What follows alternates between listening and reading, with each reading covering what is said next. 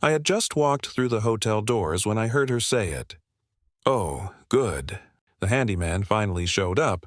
Not to me, about me. Quiet enough to pretend I wasn't supposed to hear it. Loud enough for everyone standing around her to laugh. I froze in the middle of the lobby. My best dress shirt, shoes I had polished since early morning. And just like that, at 64 years old, I felt like a foolish old man who had walked into a room where he was never welcome. What made it hurt even more was that the woman who just said that was about to become my son's mother-in-law.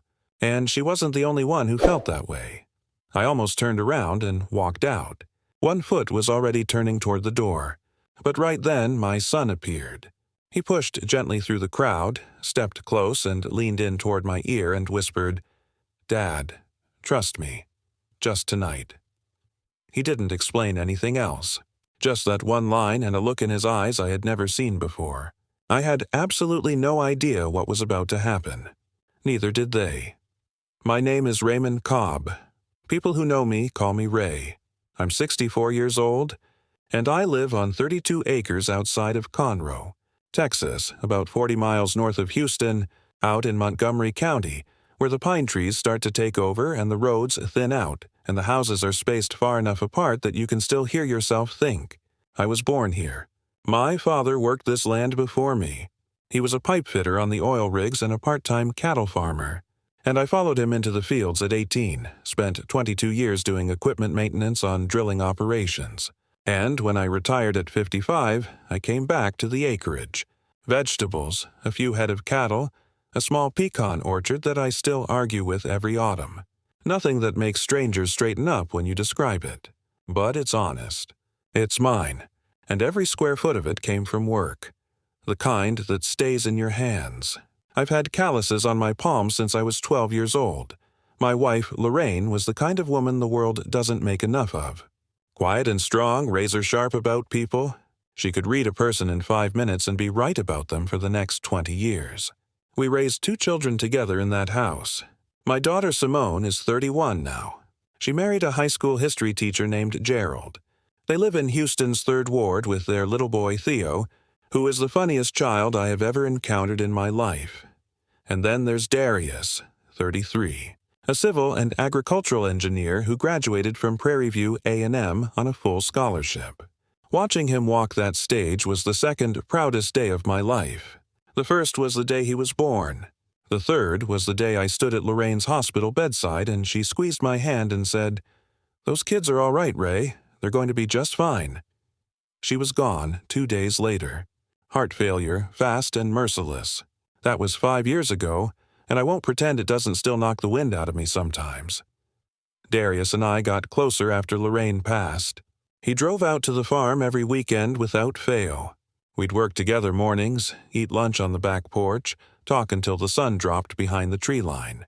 He was doing well, consulting on irrigation systems and land management for agricultural operations across southeast Texas. Good salary, good life. But more than any of that, he was present. He was my son in every way that mattered. About 20 months ago, he brought someone home. Her name was Vanessa Hartwell. She came from Scottsdale, Arizona. The kind of Scottsdale money that doesn't need to announce itself, but does anyway, in the small, careful ways. Her father, Preston Hartwell, ran a holding company with interests in commercial real estate. Her mother, Claire, sat on charity boards and had never once in her life said something she hadn't rehearsed first. When Darius introduced Vanessa at a Sunday dinner at the farm, she smiled the entire time. Gracious, measured, not a single thing wrong on the surface. But Lorraine always told me, watch the eyes. Smiles can lie. Eyes take more effort. Vanessa's eyes, when they landed on me, did something I'd seen before and never liked. A quiet inventory, looking around the kitchen, at my hands, at the pegboard where I hang my tools. She wasn't rude. Never said anything out of place. But she was measuring, and I had the distinct feeling I wasn't coming up to whatever standard she was applying. I told myself I was being a protective father. I talked myself out of it for 18 months. Preston and Claire Hartwell were the kind of people who make a room feel smaller the moment they walk in. I visited their property in Scottsdale once. Sprawling house, pool, guest quarters, a 4-car garage holding 2 vehicles I couldn't name. Preston shook my hand the way you shake something you're obligated to touch. Claire asked me about farming the way people ask about a hobby they can barely disguise their pity for. She used the word pastoral to describe my livelihood. I had to confirm later that she was in fact being condescending, but Darius was happy, and so I kept my mouth shut and I kept going. Then came the engagement dinner. The Four Seasons in Houston, 50-plus guests. I got there a little late, situation that morning, plus the drive, though I had cleaned up properly, ironed my clothes, polished my boots until they reflected light. I walked in doing the best I could with what I had. And that's when I heard her, Vanessa's voice to her mother, standing right beside her, low and casual. "Oh, good. The handyman finally made it. I cannot tell you exactly how many people heard it. Enough. I saw a woman look away quickly. I saw a man find something urgent in his drink. The room did that thing rooms do when something uncomfortable passes through, a ripple of almost silence. I turned to leave. I want to be honest with you right now. I had one hand already moving toward that door, 64 years of life, and I still felt like a 12-year-old who didn't know which fork to use. That is what shame does to a person. It doesn't care how old you are. It doesn't care how hard you've worked or how clean your hands are or how long you've been doing the right thing. It just drops you back into the smallest version of yourself and dares you to walk forward anyway. Then Darius was there. 4 words. Dad. Trust me. Tonight. I stayed. The dinner passed. I sat with some of Darius's colleagues, engineers, solid people who asked me real questions and treated me like a man worth talking to. But every few minutes I'd glance toward the main table where Vanessa was laughing with her parents, and Preston would catch my eye and hold it for a moment. That look of his. The one that says he has already categorized you and filed you away, and he is simply confirming the label. After most guests left, Darius found me and asked me to walk with him to his truck. We sat in the cab in the parking structure. He closed the doors. He was quiet for a moment, just looking at his hands. Then he said, "Dad, I need to show you something, and I need you to let me get through all of it before you react." He opened his phone. Audio files, 15 or more of them, labeled by date. Before I could ask, he pressed play on the first one. Vanessa's voice came through the speaker. Clear, relaxed, utterly unlike the woman I'd been watching smile for a year and a half. 6 weeks, Mom. Then I'm in. Once we're married, I start working on the property situation. Dad already has buyers lined up. And Claire's voice, completely unbothered. And if his father resists? And Vanessa again almost amused. Men like that trust their sons completely. Darius asks him to sign. He'll sign. I sat there and felt the bottom of the world drop out. The land she was talking about, my land, sits in a corridor that Montgomery County had approved quietly for a major highway extension about 18 months prior. Most people didn't know about it yet, but Preston Hartwell with his real estate network did. He had calculated with patience and precision that my 32 acres would be worth somewhere between 8 and 12 times its current value within 2 to 3 years. And he had engineered his daughter's engagement as the mechanism for acquiring it. There were more recordings. There were videos. Darius had spent 3 weeks going back to the Hartwell's house, documenting conversations, photographing documents Preston had left on his desk. He found preliminary sale agreements bearing my name on the signature line. My name, forged, clean, notarized with a stamp that forensic analysis would later prove was fabricated. He found correspondence with development buyers. He found the entire plan laid out and operational. I couldn't speak. I just sat in the dark cab of his truck and held his phone and felt everything I thought I knew rearranging itself. "Son," I finally said, "what are you going to do?" He told me, and honestly, part of me resisted. Part of me is a man who was raised to solve things with dignity and without spectacle. My father's voice is still in my head. Keep it between people. Don't perform your pain. Don't make a scene. Part of me wanted to say, let's cancel quietly. Protect what's ours without lighting the whole thing on fire in public. Then I thought about Vanessa's voice on that recording. Casual, slightly amused. Planning the disposal of my life's work the same way you'd plan a weekend. I thought about Preston's hand on Darius's shoulder at that dinner, that pat that said, "She's your problem now." I thought about Lorraine, and I thought about what she always said when I was about to swallow something that shouldn't be swallowed. "Let the truth breathe. Ray," I said, "I'm with you all the way." The next morning, I met Darius at his apartment and was introduced to a friend of his, Devin, an audiovisual technician who had already agreed to help. They'd arranged for a projection system in the ceremony hall, told the venue it was a romantic photo display, paid a gratuity to the manager to accommodate the last-minute setup. The timing was planned to the minute. Devin showed me how the edited recordings would play, subtitled, sequenced, unambiguous. I went back to my hotel room alone that night. Put on my suit, same one I wore to Simone's wedding.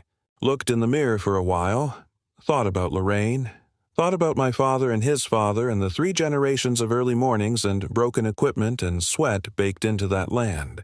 And something settled in my chest. Not rage, not even anticipation. Just clarity. The ceremony was set for 2:00 in the afternoon. I arrived early and watched the room fill. The Hartwell's contingent appeared first. Preston with his chest forward. Claire in a dress that probably cost more than my truck payment. Their circle flowed in behind them, the whole theater of respectability. Darius stood at the front of the room in his black suit, and to every other person there, he looked like a nervous groom waiting. I knew my son. I could read him across 50 feet. His jaw was set. His hands were still. He was ready. The music started. Vanessa appeared at the back of the room in a gown that probably had its own insurance policy. She walked the aisle on Preston's arm, radiating everything she wanted people to see. Preston handed her to Darius with a look I can only describe as victorious.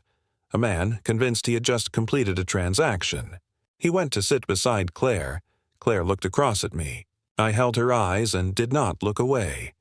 The officiant welcomed everyone. Greetings were given. Someone near the front began to cry. Preston maintained that smile. And then the officiant turned to Darius. "Darius Cobb, do you take Vanessa Hartwell to be your lawfully wedded wife?" Darius raised his hand. "Before I answer," he said in a voice that reached every corner of that room without needing to be raised, "there is something every person here has a right to see." The officiant blinked. Vanessa's smile froze completely.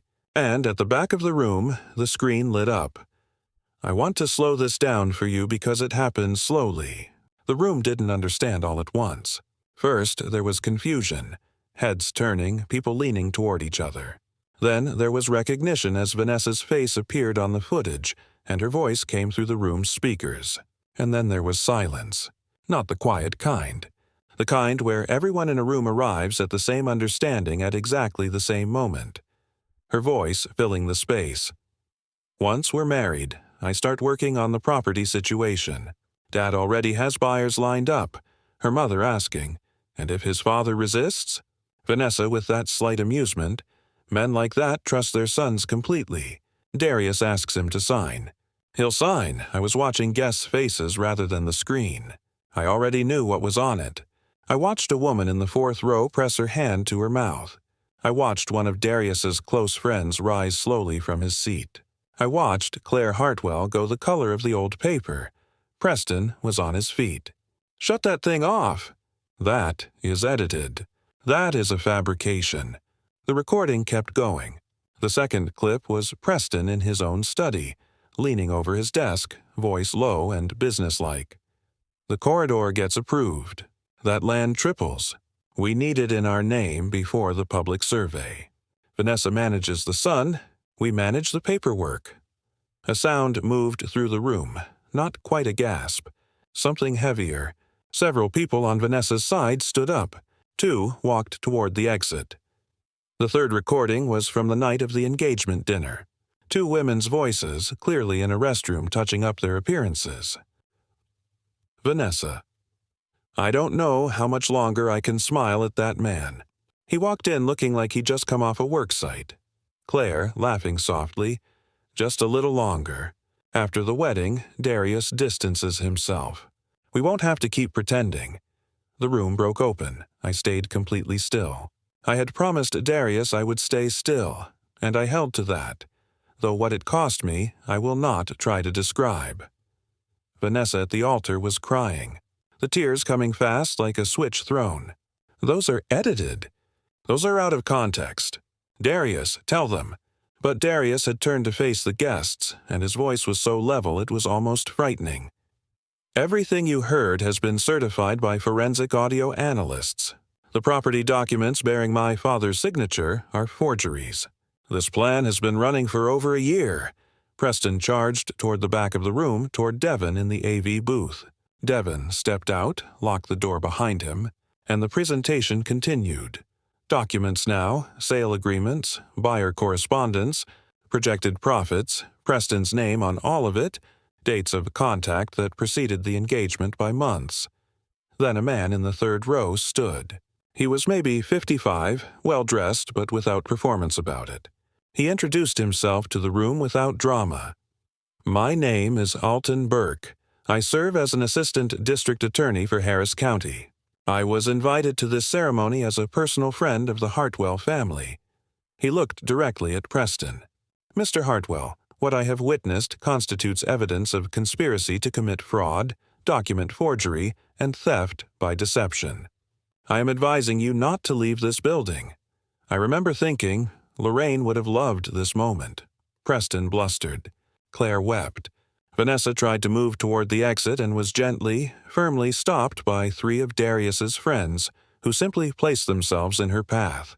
She didn't fight it. She crumpled there in her $1,000 gown on the ballroom floor and sobbed. And I know a person is supposed to feel something complicated about that. Maybe I did somewhere deeper down. But what I felt in that immediate moment was the weight lifting. The weight of 32 acres and 3 generations and 5 years of missing Lorraine, and 18 months of swallowing something that tasted wrong. All of it releasing. If you have ever walked into a room where you felt like you didn't quite belong, where you'd done everything right and still felt the invisible judgment, you know exactly what the release of that weight feels like. That moment when the truth catches up to what you already knew in your gut but couldn't prove. That moment when the room stops looking through you and starts actually seeing. Police arrived within 20 minutes. All 3 Hartwells were escorted out. Preston still arguing. Claire behind dark glasses. Vanessa with her veil askew.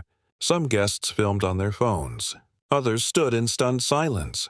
One of Vanessa's cousins came to Darius crying, saying she was sorry that she truly hadn't known. The officiant had gone.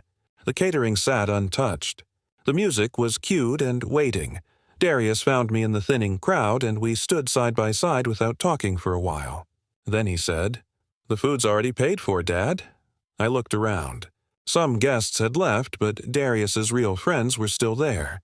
Simone had rushed over the moment she heard her husband, Gerald, beside her. A handful of Vanessa's own extended family had quietly chosen which side of the room to stand on. Darius said, "I'd rather celebrate than grieve." So we did. We ate, we put the music on, we danced. I danced with Simone, who held my face in her hands and said, "Mama would be so proud of you both, Daddy." And I had to look away for a second because that landed somewhere deep and undeniable.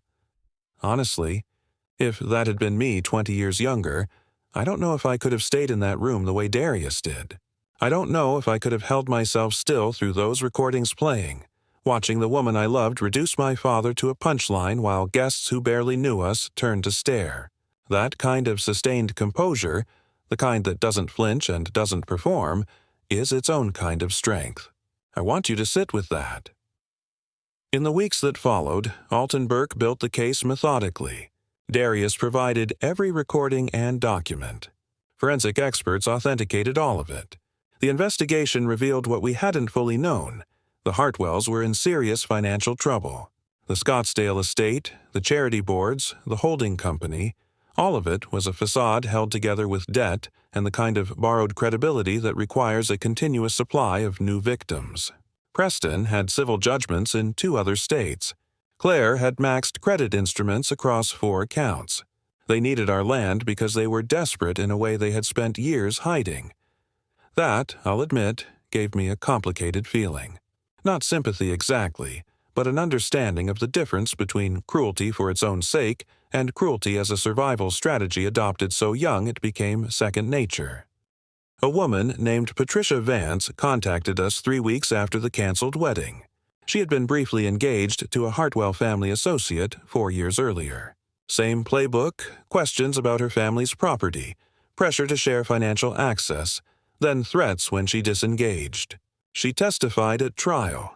2 other people came forward with similar accounts. The settlement offer arrived before trial.